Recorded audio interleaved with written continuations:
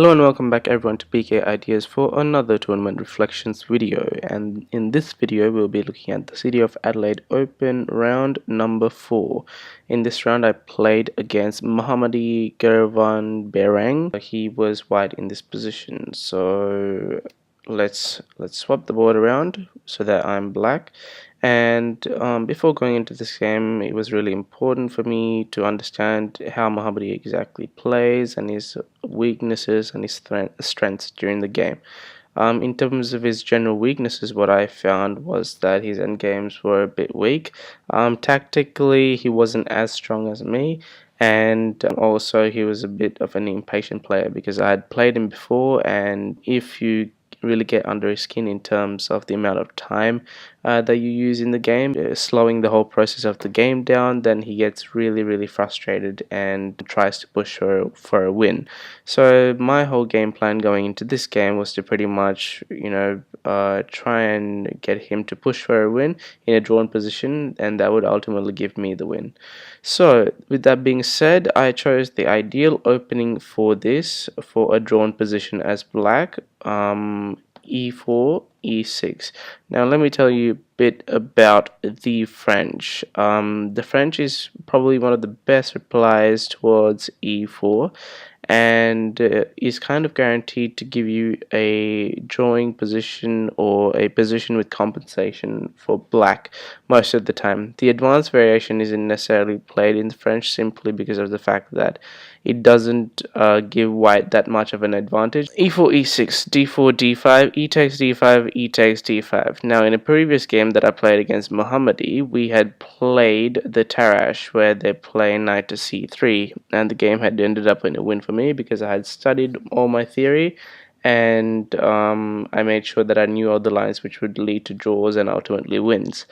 So I think it's really important to understand that first of all in chess, when you get to a high stage, you have to be able to go for draws rather than wins, and then after you get a draw, then you work forward towards a win. So here in this position, after e takes d5, e takes d5, the exchange French position has arisen. The exchange French is probably one of white's best alterations to the actual French defense from the main lines and the Tarash lines, simply because of the fact that it creates a more equal position, which is better for black, and also it creates a more open game where pieces can flow and you reach the end game extremely quickly, as we're going to see in this game. So after e takes d5, e takes d5, knight f3, knight f6, bishop d3, bishop d6, all normal developing moves. Remember, my pawn is out in the center. I've developed two pieces, and the next moves are going to be castles and castles. So both players have developed efficiently. This e file over here is open, so the e file is pretty much open for any pieces to come and play, and most of the activity will happen along there. So bishop to g5, bishop to e6, knight b to d2, h6, bishop h4, knight b to d7, after which c3 was played and c6 was played. So the position seems really symmetrical in terms of the amount of moves that we've done, and sort of the whole structure of the knight on d7, bishop on d6, and the pawn on d5 and the pawn on c6. So that whole position is similar for both white and for black. The only main difference that we can see here is that my other squared bishop is on e6 and his is on h4. On h4 it seems a bit misplaced simply because of the fact that this knight is well guarded by this knight over here, and the fact that I'm going to move the queen away, as the computer suggests, to either c7 or b6, which would mean that he doesn't necessarily have a threat anymore on the knight on f6, and he can move out freely. So after c6, he played queen to c2, queen c7, bishop g3. Now in this position, he's trying to swap off the dark squared bishops. Now I didn't necessarily mind swapping off the two bishops simply because of the fact that my queen was highly capable of taking care of the dark squares even without the bishop on d6. The fact that he is going to swap it off and both his queen and his bishop are on light squares means that his dark squares are going to be weaker. So knight h5, bishop takes d6, queen takes d6, bishop h7, king h8. Bishop h7 is more of a nothing move. In this position, he should have played something like bishop to f5 or rook to a1 in the first place. So bishop to h7. Don't know why he played it. King h8, bishop to f5. In this position, we see that he's trying to get the bishops off the board. I don't think he knew this about me, but my favorite pieces in the chessboard are the knights. In fact, I like the way that they jump around. They're a bit like snakes, actually, just sneaking up on people out of nowhere. I really like to play with the knights. So when he was getting the bishops off the board, that sort of suited me. So rook a to e8, rook a to e1, and now in this position I made a bit of a mistake. I played queen to f4. Now I'll show you why queen to f4 is a bit of a blunder. But first, let's do what the engine suggests over here. Bishop takes f5, which is considered generally a better move. Now after bishop takes f5, queen takes f5 is possible, and then g6. In this position, we see that all of the main activity happening along the e file, and all of the pieces are geared towards the king side. So the position seems a bit more drawish, and both sides have chances, give or take a bit of time. It depends on who's going to give up their position first. Instead, queen to f4 was played, and queen to f4 is a bad move because it loses a pawn by force.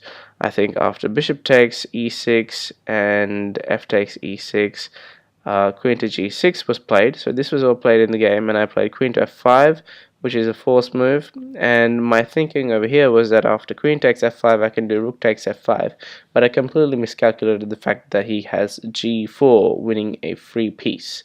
So I had to quickly change my plans. After queen takes f5, I played e takes f5, and he played rook takes e8. Now rook takes e8 is not the best move in the position, and instead it is knight to h4. What knight to h4 does is that it attacks this pawn over here, and it threatens knight g6. In this position, I can't necessarily take this rook straight away because he plays knight g6, takes the rook, or what he does is swap the rooks off and then play knight g6. So if I play a completely different move, he can also do rook takes e8, rook takes e8, and then knight takes f5, winning a free pawn. So I was risking a pawn in this variation, but he was a bit impulsive, as I said before.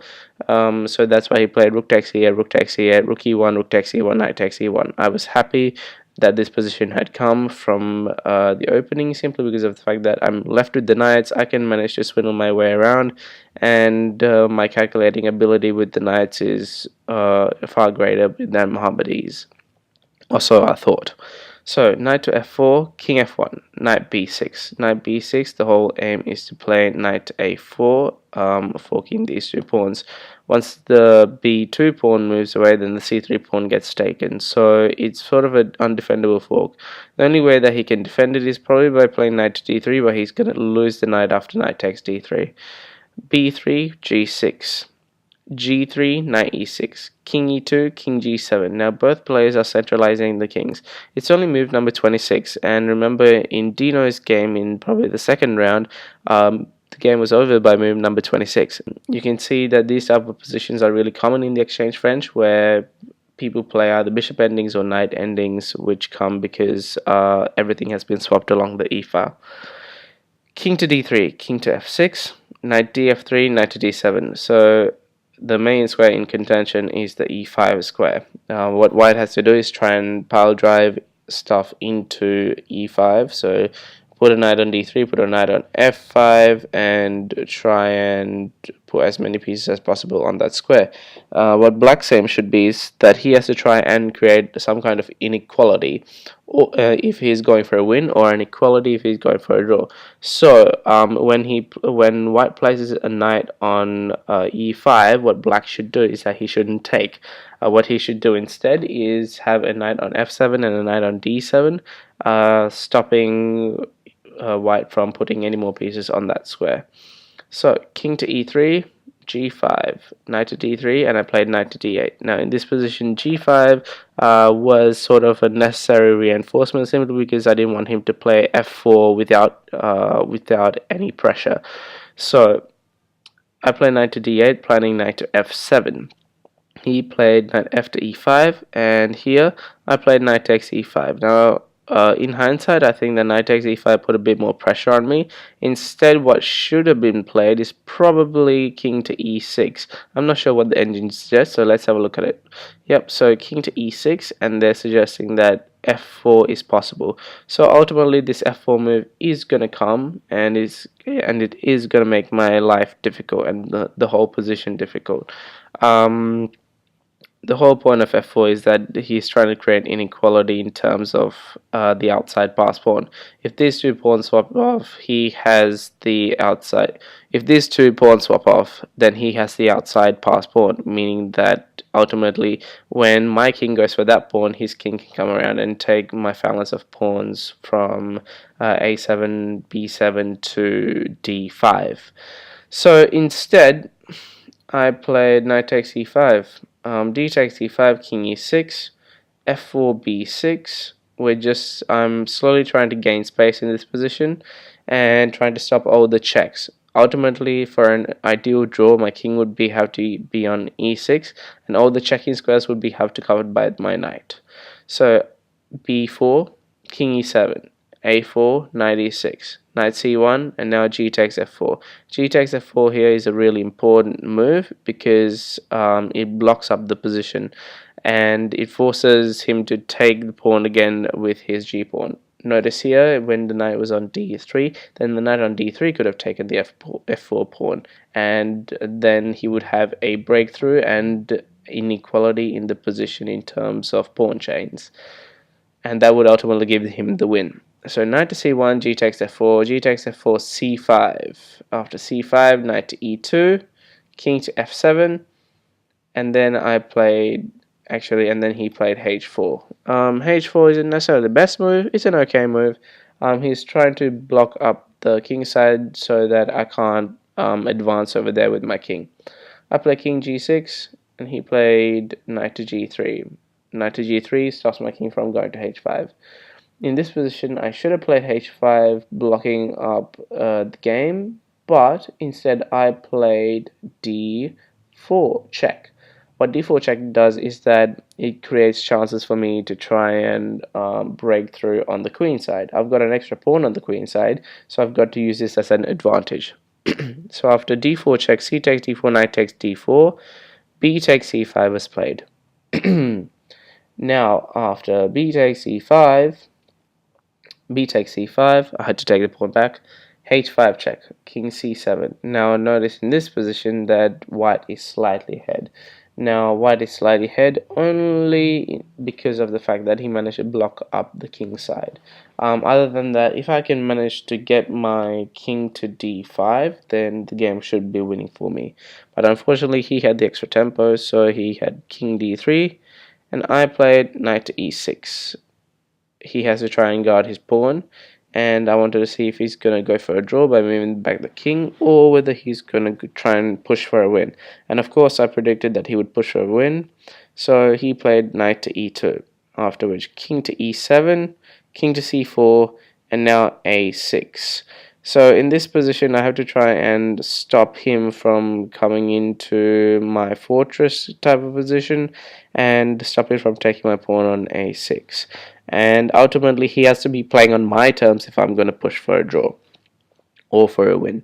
So king d5, a5 was played, and now king c4. Here in this position I knew that I was going to lose a pawn, but the whole point was to get his king trapped over on the a file so that my king on the c file will always be able to stop the king from advancing. So king to d7, king to b5, king to c7, king takes a5, and king c6. Now the advantage has gone back down to equal, and now he plays king to a6. After king to a6, I play knight to c7 check, which is a losing move. By now, both of us were down to about 1 minute, and he had about 30 seconds. So moves were being played quite quickly, one move every 20 seconds. So we didn't have as much time to think, and so I played knight to c7 check. If I had more time, and if he had more time, obviously this would have been a blunder, simply because of the fact that the king comes to a7, and then he pushes the pawn along with his king, and he can just maneuver right around my king.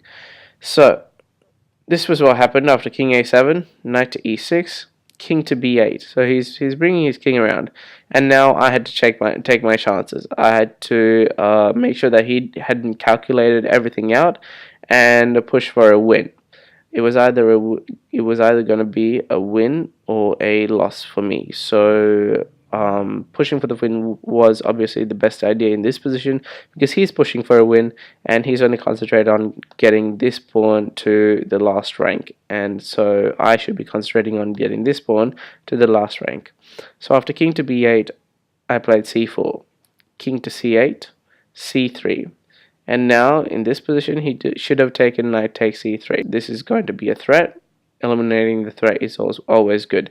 But here I always had the option of doing something like taking on f4, taking on h5, and then sacrificing my knight on this e5 pawn over here.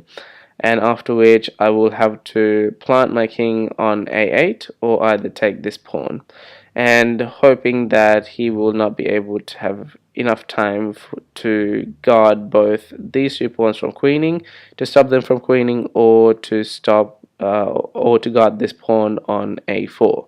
So a5 was played, and this ultimately gave me the win because he didn't take the threat. c2. I'm going to queen my pawn in one move. So his knight is permanently stuck to either e2 or c1, meaning now that I'm playing with an extra piece on the board, a knight on e6. And he plays a6. King b6 is forced to stop him from playing a7, and he played king d7. And here I play knight takes a4, knight takes f4. So knight takes f4. If he plays knight takes f4, then I make a queen. And if he doesn't take, I'm going to take his pawn on h5, sacrifice my knight on e5, and then push my other two pawns. Knight c1, knight takes h5, e6. Now I play f4. Now in this position he played e7 and I played knight to g7. What this does is that it stops the king from going to the important squares of e6 and e8, and it always gives me the option of sacrificing my knight if he queens the pawn and push my pawn on either on the f file or on the h file. So a7, king takes a7, king d6, and f3, and then he played king to e5, and then he resigned the games. With this win, I have got 3.5 points out of 4, and I'll be versing Aaron Lee, one of my friends from university who has now been leading the tournament for a few rounds. So I think he's been leading for 2 rounds, and it's bound to be an interesting game. So I hope you guys enjoyed that video. If you did, please leave a like down below. Comment down below if there's analysis that I had missed during the game. Do your own analysis on the game, write down if you liked it or disliked, and please don't forget to subscribe and hit that notifications bell that appears after you hit the subscribe button. So please go do all that, and thank you, and I'll see you next time.